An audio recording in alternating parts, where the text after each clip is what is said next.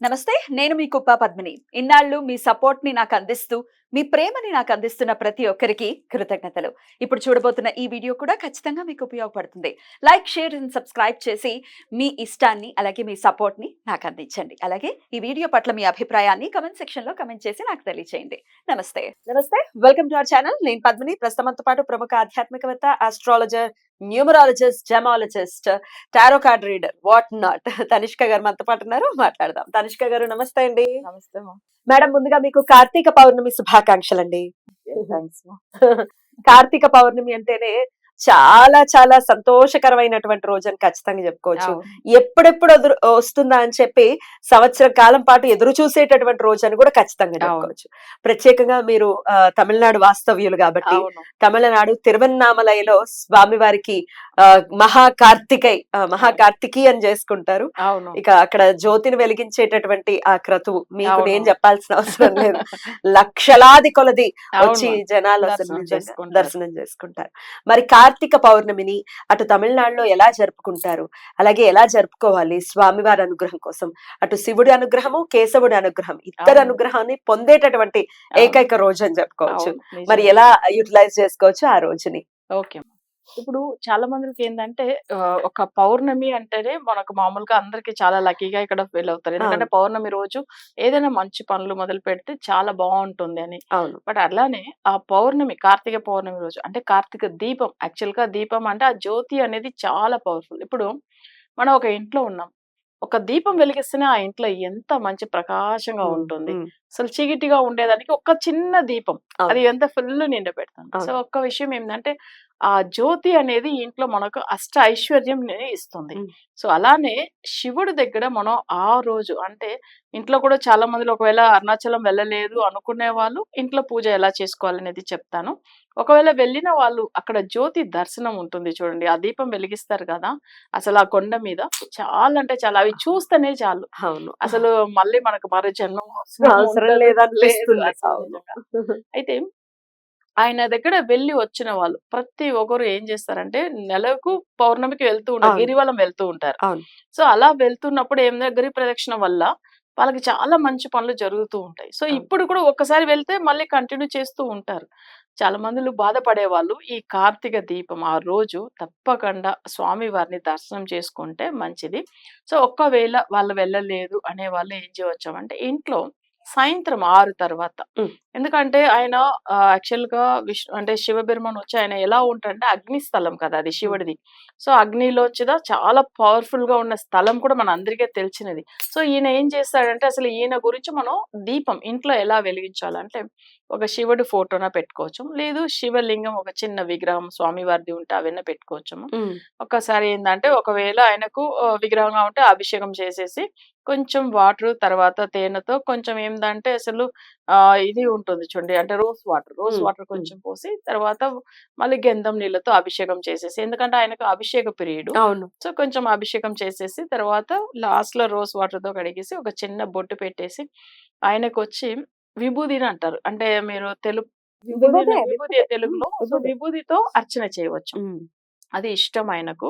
ఎందుకంటే ఆయనకొచ్చి మామూలుగా చూసామంటే స్వామివారి శివుడిని దర్శనం చేసుకుంటామంటే విభూది పెట్టేసుకోవాలి. హ్మ్. మన ప్రతి ఒక్కరు విభూది ఎందుకు పెడతారని కూడా నేను హ్మ్. చెప్తాను. హ్మ్. సో, ఆ విభూదితో అర్చన చేయడం తనకు చాలా ఇష్టం. ఆయన మశానంలో ఉంటాడు. ఆ హ్మ్. విభూదిని మనకు గుర్తు చేయడానికి గూడా అది చేసి హ్మ్. పెడుతున్నాం అది. హ్మ్. సో, ఆయనకు అవి అర్చన చేస్తాం. నెక్స్ట్ ఏందంటే బిల్వ పత్రాలు. సో, అది మనకొచ్చి దొరుకుతది తప్పకుండా. సో, దాంతో అర్చన చేసుకుంటూ శివనామం అంటే పంచాక్షర మంత్రం. హ్మ్. సో, శివుడిది.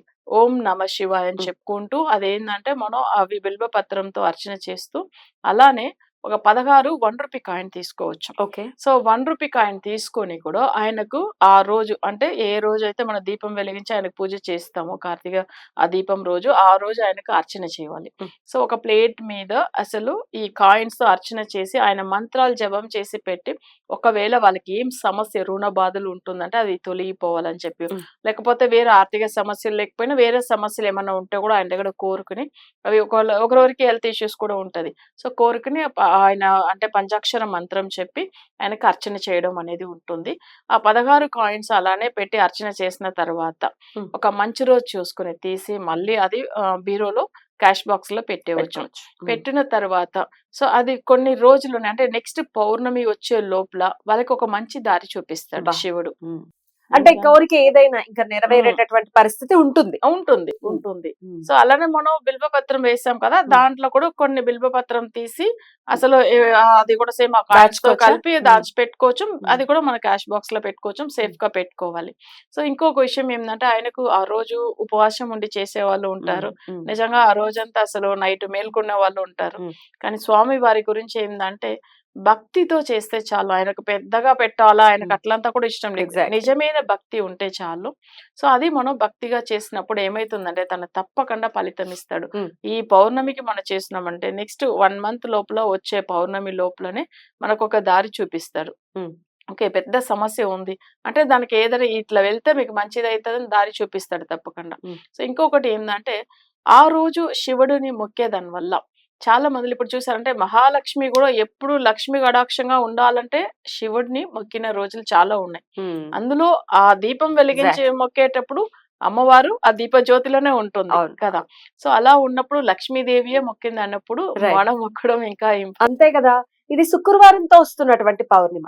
ఇంకెంత పవర్ఫుల్ గా చూడొచ్చు ఇంకా చూడండి, ఎందుకంటే శుక్రుడు అంటేనే ఐశ్వర్యం గురించి. మేడం. సో ఇంకా ఆ రోజు ఇంకా మనం మొక్కేది చాలా చాలా బాగుంటుంది. సో అది కూడా ఏంటంటే శుక్రుడు అనేటప్పుడు జనరల్ గా అందరికీ కానీ ఒక అంటే పెళ్లి గురించి కానీ ఐశ్వర్యం గురించి కానీ ప్రతి దానికి శుక్రుడు చాలా ఇంపార్టెంట్. లగ్జరియస్ లైఫ్ కావాలంటే శుక్రుడే. అవును కదా. అసలు అందరూ అంటారు శుక్ర మహాదశ వచ్చిందా ఆయన తిరిగే లేదు, తిరగలేదు అంటారు. అసలు కానీ నిజమేనా శుక్ర మహర్దశ అయితే అందరికి అంత బాగుంటుందా? చాలా బాగుంటుంది. ఆ. కానీ ఏదో కొంతమందికి అసలు సెట్ అవ్వదు. కొంతమందికి. అవును, నాకు తెలిసి మనకు తెలిసిన ఫ్యామిలీ ఫ్రెండ్ వాళ్ళు జైన్ వాళ్ళు, మార్వాడీస్ వాళ్ళ జాతకంలో చూసారంటే వాళ్ళ పేరెంట్స్ అంత ఏమి అసలు దాని ఒక మంచి నాలెడ్జ్ ఉన్న వాళ్ళు కూడా కాదు. కానీ వాళ్ళ బాబు జాతకంలో తండ్రికి సంబంధించిన ఆ శుక్రుడి స్థానం అనేటప్పుడు ఆ బాబు జాతకంలో చాలా మంచి పొజిషన్ లో వెళ్ళడం. ఆ 20 years లో అసలు నార్మల్ గా ఉన్న ఒక ఫ్యామిలీ చాలా పెద్ద లెవెల్ కి వెళ్ళిపోయారా? అసలు నాకు తెలిసి నేను చూసాను ఆ దశ స్టార్ట్ అయింది, వాళ్ళకి మంచి లైఫ్, అసలు ఎన్నో కోట్ల ఆస్తులు సంపాదించారు. బాబా. సో అది శుక్రదశ వల్ల. శుక్రదశ. ఉమ్. అయితే లేదండి శుక్రుడు మాకు యోగించట్లేదంటే ఉమ్. ఇట్లాంటి పవర్ఫుల్ డేస్ ని కనుక యూజ్ చేసుకుంటే ఆ. డెఫినెట్ గా శుక్రుడు చేస్తారు ఆ, మంచిగా. ఓకే. ఉమ్. అయితే ఇప్పుడు శుక్రుడికి అధిదేవత లక్ష్మీదేవి. లక్ష్మికి అసలు మంచి రోజు శుక్రవారం రోజే కదా. లక్ష్మీదేవి అంటేనే మేజర్ శుక్రవారమే ఎక్కువ ఇంపార్టెంట్ ఇస్తాం. అవును. అయితే చాలా మందికి ఏంటంటే ఎంతో పూజలు చేస్తున్నాము, మాకు శుక్రదశ జరుగుతుంది, ఎందుకు రిజల్ట్ రాలేదు అని బాధపడుతూ ఉంటారు. యాక్చువల్ గా వాళ్ళకి శుక్రుడు శత్రువు అయినప్పుడు, లేకపోతే వగ్రం అయి ఉన్నప్పుడు, లేకపోతే ఆయనకు మాంది గ్రహం అయి ఉన్నప్పుడు వాళ్ళకి ఆ శుక్రదశ ఫలితం ఇవ్వదు. ఇదిదా చాలా మంది ఏం చేస్తారు, జ్యోతిష్యం చూడగానే శుక్రదశ కదా మీకు తిరిగేలేదు వెళ్ళిపోని చెప్పేస్తారు అంటారు. కానీ వాళ్ళ 10 years సఫర్ అయినప్పుడు అయ్యో ఎందుకు మనకు శుక్రదశ బాగాలేదని చెప్పి అప్పుడు అర్థమవుతుంది అనమాట. Yeah. సో అప్పుడు చూపించుకుంటారు. సో ఇది నిజంగా కానీ జాతకంలో శుక్రుడైనా శని అయినా మనకు అది ఫేవర్ గా ఉందా లేదా చూడాలి. అందరు శనిని చూసి భయపడుతుంటారు. అదే శని మంచి పొజిషన్ తీసుకొచ్చిన మందులు కూడా చాలా చాలా పెద్ద మంది అసలు చాలా బాగైన వాళ్ళు ఉన్నారు. రైట్. అట్లా చాలా గ్రహాలు ఇప్పుడు రాహు కూడా ఒక రేంజ్ కి తీసుకెళ్లిపోయిన అవును. వాళ్ళు ఉన్నారండి అని అవును, అంటారు. నిజం. అంటే రావడంతో అనుకుంటాం నెగటివ్ అవుతుందేమో, నెగటివ్ అవుతుంది, పాజిటివ్ చేసే పరిస్థితి కూడా ఉంటుంది. అవును, యాక్చువల్ గా Beautiful. ముఖేష్ అంబానీ జాతకంలో రాగే పెద్ద పొజిషన్ ఓహో, వచ్చింది. డబ్బు మామూలు డబ్బు కాదు. అసలు నిజంగా.